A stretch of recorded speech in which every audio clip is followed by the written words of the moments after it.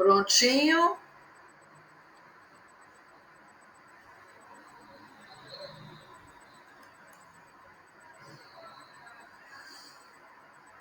Prontinho, né? Estão me ouvindo bem? Todos aí? Voltou, né? Beleza. Então tá bom. Então, falando um pouquinho desse período do pré-operacional, em termos de desenvolvimento afetivo, o que surge de importante? Lembra que a gente falou em termos de desenvolvimento afetivo que a criança no período anterior, ela era uma criança que tinha medo, né, as emoções primárias. E, ô Másia, você não está ouvindo o que acontece, ô Másia?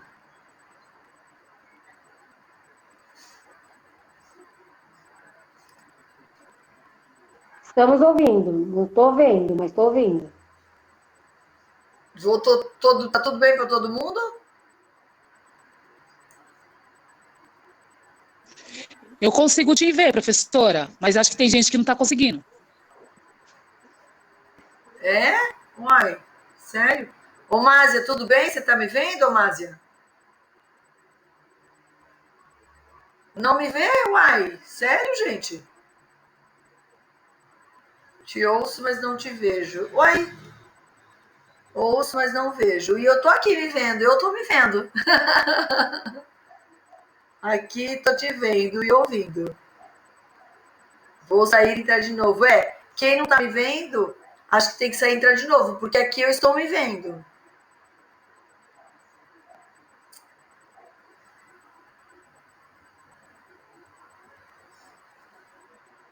Tá, então vamos continuar. Quem não estiver vendo, vai entrando. Então, lembra que a gente falou no período anterior, gente, a criança, ela, em termos de desenvolvimento afetivo, duas características importantes. Ela apresenta emoções primárias, né, que é o medo, porque ela não conhece o mundo, então tudo que é estranho dá medo, né? O palhaço dá medo, o galinha dá medo, o Papai Noel dá medo, tudo que é muito estranho dá medo. E ela é egocêntrica, porque ela não conhece o mundo, ela só conhece as coisas a partir do seu ponto de vista. A gente costuma dizer que ela não se reconhece como sujeito da mesa, ela se reconhece ainda como uma pessoa. Por isso esse medo, esse desenvolvimento afetivo, ele está acontecendo. Já dos 2 aos 6 anos, começa a se desenvolver por causa da socialização, da linguagem, do desenvolvimento moral, das regras, né, que ela vai percebendo que ela é um ser humano, um ser regrado, ela tem que ficar na fila única do banco igual todo mundo, com a mamãe, ela tem que esperar na fila do ônibus com a mamãe, com o papai igual todo mundo, não é porque ela está irritada que ela pode passar na frente, enfim, ela começa a se perceber um ser social, um ser humano, e que, portanto, está sujeito às regras. Então, ela começa a perceber que ela é um sujeito dela mesma, um sujeito de si mesma, como a gente costuma dizer na psicologia clínica. E essa percepção, né, essa autopercepção, essa autoimagem, essa autoconfiança, esse autoconhecimento, vai propiciando nessa criança um conhecimento também do outro. Né? Então, o que acontece com a criança, por exemplo, de 3 aninhos? Ela ainda é movida muito pela vontade. Então, é esse dia do brincar que a gente citou. Ela vê um brinquedo que ela gosta, ela quer pegar. É muito comum nas escolinhas acontecer da criança levar o brinquedo do outro. Por quê? Porque ela é movida pela vontade ainda. Apesar dela já ter tido um desenvolvimento moral, social, afetivo, ainda ela é movida muito pela vontade. Então, ela tem vontade de pegar o brinquedo da outra criança, ela pega. Chega em casa, alguém precisa explicar, não, tá vendo? Se o seu brinquedo tivesse sido pego, você estaria triste, chorando. Então, o seu amiguinho tá triste. Isso não é roubo. Né? Às vezes o adulto chama a criança de ladrão, de ladrona. Isso não é roubo, ela é movida pela vontade. Isso precisa ser explicado, precisa ser ensinado para a criança. Então, a criança ela vai se desenvolver moralmente, socialmente, afetivamente, a partir desse diálogo com a outra pessoa, com o adulto com a qual ela convive, que são os pais, os professores, tios, avós, enfim, as pessoas com as quais ela convive. E começa a surgir, aí, então, em termos de desenvolvimento afetivo, o que a gente chama de sentimentos interindividuais. A palavra inter, na língua portuguesa, significa entre. Então, começam a surgir os sentimentos entre os indivíduos, entre ela e o outro indivíduo, né? Esses sentimentos faz com que ela se desenvolva também aquilo que a gente chama de simpatia e posteriormente empatia, né? Futuramente, essa simpatia vai se tornar uma empatia, que é a capacidade de colocar-se no lugar do outro. Mas isso precisa que seja ensinado, que alguém diga para ela, olha, tá vendo? O seu amiguinho vai ficar triste se você não devolver o brinquedo dele. A criança consegue ter um desenvolvimento moral adequado, bastante interessante para essa idade, porque ela consegue desenvolver um respeito pelo adulto, desde que isso seja ensinado, obviamente. Ela tem uma moral de obediência. Eu vejo muitas pessoas falando assim, as crianças de hoje são tudo mal educadas. Não são, gente. As crianças de hoje, elas são educadas conforme os adultos a educam. Se educam de forma inadequada, elas não serão educadas. Se você estabelece regras, elas são capazes de cumprir regras. As regras para as crianças dessa idade, elas são imutáveis, né? Quando elas estão jogando, por exemplo, elas até propõem, elas não gostam de perder em jogo. Se você vai jogar dama, elas dizem, vamos combinar que vale comer para trás? Elas querem mudar as regras. Então, mas elas têm uma moral de obediência, elas são capazes de seguir a moral de obediência, né? Lembra que a gente falou na fase anterior da anomia, que é a falta de regra total para a heteronomia, que é a regra ditada pelo outro? Nesse período, elas são capazes de sair da heteronomia para a socionomia. Por quê? Na casa delas, os pais dizem assim, acabou de jantar, tem que escovar o dentinho. Ai, que saco, né? Eu queria brincar, não, tem que escovar o dentinho. Aí ela vai dormir na casa de um amiguinho, com 4, 5 aninhos, né? Aí ela vai dormir, vai comer na casa do amiguinho. A mamãe do amiguinho, o papai do amiguinho fala assim, terminou de comer, tem que escovar o dentinho. Ela falou, opa, na casa de todo mundo, depois de comer tem que escovar o dentinho? Então, peraí, né? Eu sou ser humano igual a todo mundo escova o dentinho depois de comer. Então, começa a desenvolver o que a gente chama de socionomia. Começa a descobrir que todo mundo que come, na casa de todo mundo depois que come, tem que escovar o dentinho. Né? Precisa escovar o dentinho. Então, vai se descobrindo, vai reforçando a ideia de que ele é um ser humano, né? E que todo ser humano, depois de comer, tem que escovar o dentinho. Precisa escovar o dentinho, é necessário escovar o dentinho, porque ele é um ser humano. O gato não escova, o cachorro não escova, né? Hoje em dia escova, né, gente? Antigamente não escovava não, mas hoje em dia escova. Os veterinários ganham uma grana, porque a pasta de dente de cachorro e de gato é cara, mas tudo bem, tá? Então, surge aí o início do desenvolvimento do autoconceito, porque ela vai se percebendo, né? Eu escovo o dente, mas o meu amigo Carlinhos também escova a casa dele. É porque eu sou ser humano, o Carlinhos também é. Claro que não é dessa forma consciente que eu estou colocando, mas isso vai se desenvolvendo na autopercepção dessa criança. As suas próprias ações vão sendo refletidas nas ações do amiguinho, dos amiguinhos, das pessoas, das crianças ou das pessoas com as quais ela convive. Por isso que essa socialização escolar, ela é importante, por isso que o professor tem que fazer roda de conversa, tem que ter trocas de experiência, tem que ter, vamos dizer assim, diálogos entre as crianças, o professor tem que propiciar. E toda atividade, gente, acadêmica, pode ser feita nessas trocas sociais. Não necessariamente precisam ser só atividades acadêmicas. Você pode promover, por exemplo, como a Almásia citou aí o exemplo, um plantio de alface, um colher alface, um plantio de uma horta, um levar a criança para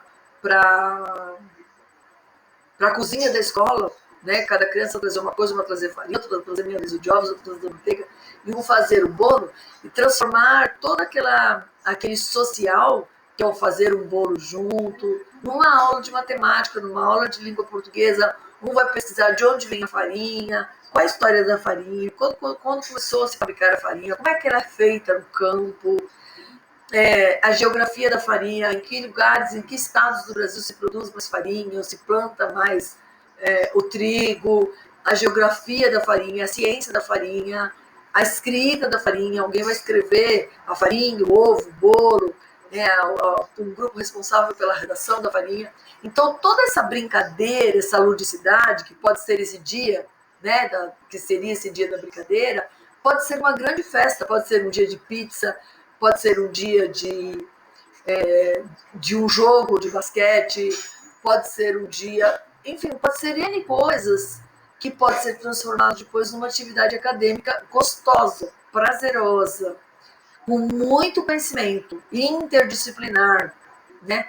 De pesquisa, de ir da biblioteca, de ir da cozinha, de ir da quadra, junto com o professor de educação física, junto com o professor de artes, numa tela de pintura, uma ida ao cinema, uma visita ao shopping, uma visita à feira, né? Nós já fizemos isso com crianças aí na Fama, né, de trazer uma sala de uma escola. Nós já trouxemos crianças atravessando o Boulevard, trouxemos uma escola inteira atravessando o Boulevard para a Fama. Então, tem muita coisa que você pode fazer e que traz conteúdo acadêmico, né? Uma gincana, um The Voice Kids, né? Um The Voice Kids que eles vão estudar a letra da música, o conteúdo da música, os instrumentos musicais, vão escrever depois uma paródia, ou vão... Enfim, muita coisa que você pode trabalhar já nessa idade, né, dos 2 aos 6 anos. Claro que eles vão fazer isso no nível que eles têm de conhecimento, no nível que eles têm de habilidade, no nível que eles têm de competência para fazer. Né? Tem um filme que eu gosto bastante de citar, é um filme assim, bem hollywoodiano, assim, não tem nada de especial, mas que provavelmente vocês já assistiram. Um Tira no Jardim da Infância. Alguém já assistiu? Quem já assistiu Um Tira no Jardim da Infância?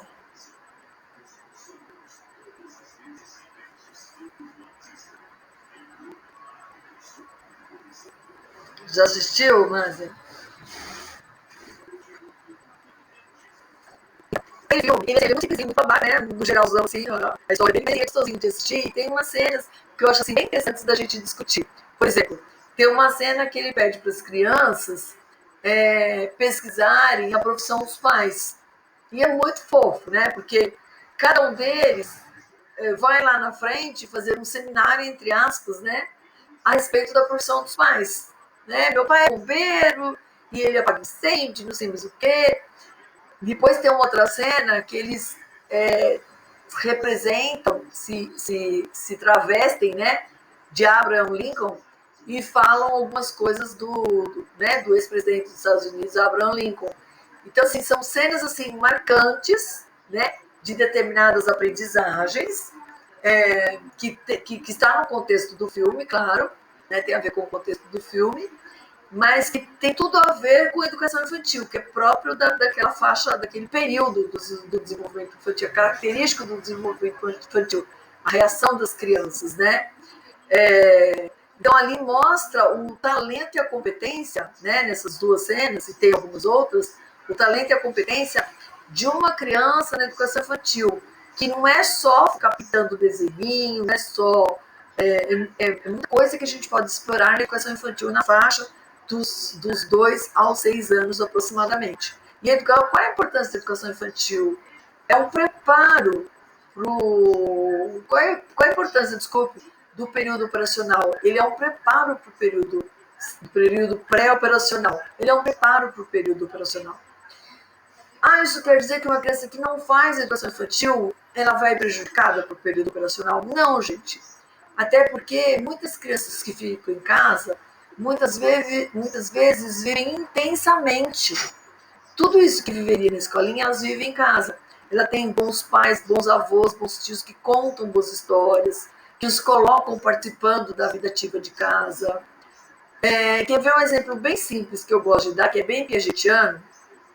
Na Fama, na Brinquedoteca, que eu espero o semestre que vem a gente poder visitar, tem umas provas piagetianas que ele fazia com as crianças para testar o pensamento das crianças. Então, as provas dá para a gente avaliar mais ou menos como é o pensamento infantil. Uma das provas é com água, com copo, e quando a gente estiver na FAM no semestre que vem, eu levo vocês lá para conhecer as provas, tá? Para conhecer essas medidas, essas avaliações que o Piaget fazia e que se viraram em provas piagetianas que a gente utiliza na psicopedagogia.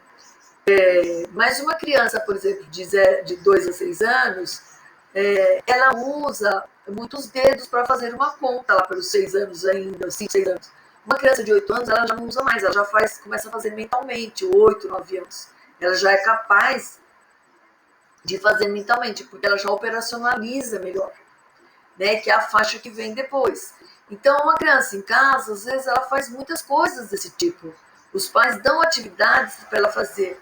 Uma criança de 2 aninhos, por exemplo, se você pedir para ela ajudar a guardar os talheres, der na mão dela talheres para ela guardar, ela vai abrir a gaveta e jogar os talheres, né? Por quê? Porque ela não sabe que os talheres são guardados assim, faca com faca, garfo com garfo, colher com colher.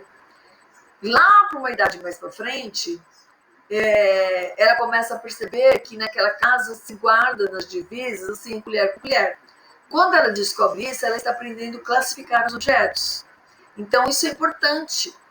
É importante porque ela está percebendo que o mundo tem jeito certo de organizar as coisas. Ela desenvolveu uma percepção que é importante para o pensamento matemático depois, quando ela estiver no Fundo 1. Ela está desenvolvendo uma percepção que é importante para a alfabetização dela depois, quando ela estiver no Fundo 1, para as coisas das ciências, da geografia, da história.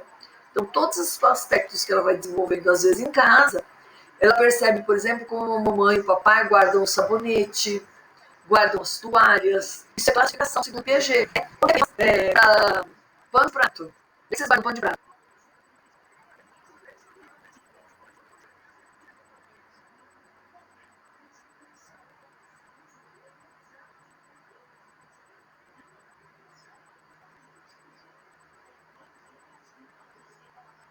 Exatamente, né? Então a gente guarda o pano de prato na gaveta, de preferência perto da cozinha ou na cozinha, né? A gente guarda cobertores geralmente no quarto ou perto do quarto. Então, esta forma de organizar é uma classificação mental que a gente faz.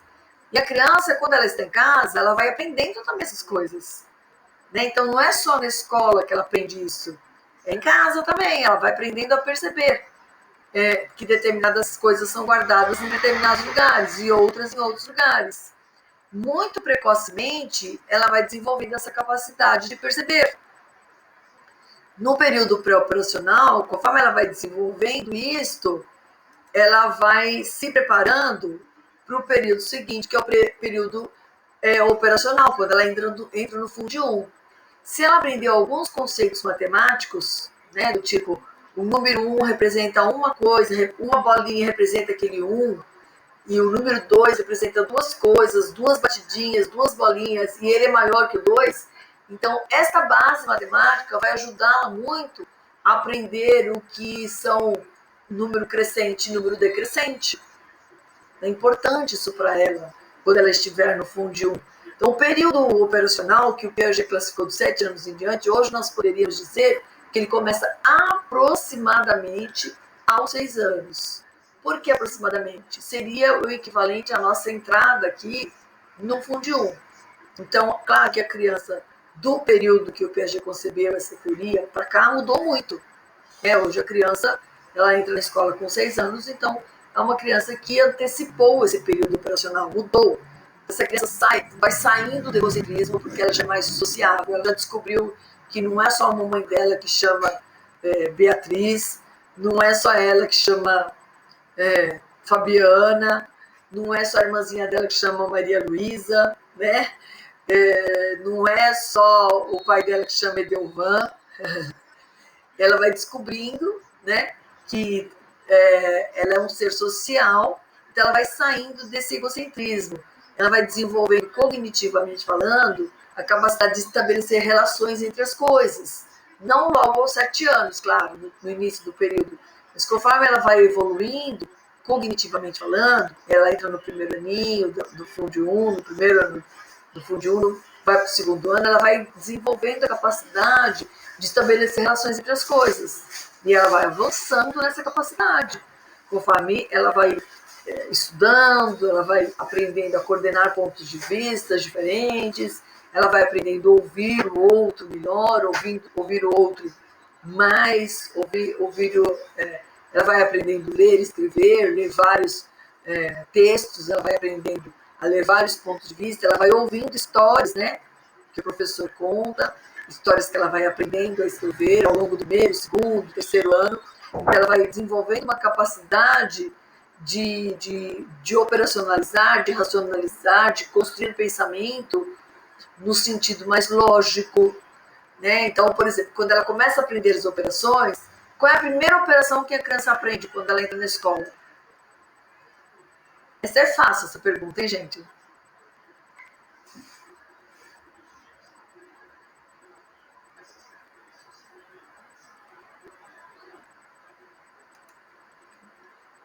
Somar, exatamente. Depois ela aprende subtrair. Então, quando você diz assim para ela, quanto é 5 mais 3? No princípio, ela usa os dedinhos, né? Então, ela faz assim, 1, 2, 3, 4, 5, 1, 2, 3. Depois ela faz assim, 1, 2, 3, 4, 5, 6, 7, 8. Né? 8. No princípio, ela faz assim, você pergunta, 1, 2, 3, 4, 5, 6, 7, 8. Ah, peraí, tinha 3? Ah, 1, 2, 3, 4, 5. Então, 8 menos 3 vai dar 5, né? Ela usou todos esses dedinhos no princípio. Depois, ela constrói uma forma de pensar que é mais abstrata, ela vai avançando para uma forma de pensar mais avançada. Se você perguntar quanto é 8 mais 3, ela vai falar, desculpe, 5 mais 3, ela vai falar 8. E quanto é 8 menos 3? Ela vai, é lógico que é 5. Né? Que você acabou de me perguntar, porque ela usa o quê? O pensamento lógico, o raciocínio lógico. Ela já não precisa mais operacionalizar, ela usa a logicidade, ela usa a mente para fazer essa conta. Alguém me avisa aí quando for hora de terminar, tá? Ih, eu não pus gravar agora, Maria Luísa. Já tem gente que foi embora. Oi, Pro. Eu não pus gravar agora. Ou pus? Não, acho que eu pus sim. Pus sim. Colocou? Coloquei. Coloquei. O intervalo de vocês à noite é 10 minutos ou é 20, gente? Eu nunca sei.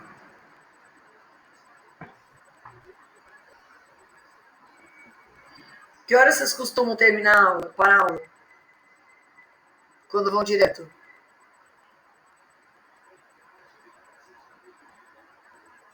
A gente para 9h40. Ah, então tá. Então falta 5 minutos. Então tá bom. Só que eu não vou entrar no período operacional, senão a gente vai parar ele no meio, tá? Gente, do que a gente falou até agora aí, alguma dúvida? Ninguém tem nenhuma dúvida? Verdade verdadeira? Professora, eu tenho. Qual é? Eu fiquei na dúvida nessa parte que fala dos períodos, né? Do pré-operatório e do operatório, né? Do aspecto afetivo emocional. A parte da sexualidade. Então, A parte que fala que nesse aspecto fala da parte da sexualidade. na verdade, assim,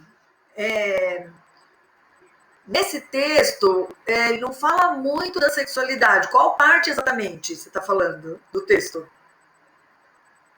Você está falando no texto? Sim, do texto, mas ficou uma dúvida para mim naquela parte que fala dos aspectos, né? Que fala do aspecto afeto emocional. Ah, tá. Que aí ele fala que a sexualidade faz parte desse aspecto, mas eu não entendi em que parte que faz parte, entendeu? Ah, tá. Entendi. Entendi. É porque, assim, na verdade, quando a gente fala das questões afetivas, emocionais, que a gente vai falar disso também um pouco mais para frente, mas eu acho que é importante a gente, vamos dizer assim, entender bem isso para não. Opa, peraí. Deixa eu só fechar aqui, que eu tô com muita janela aberta. Opa.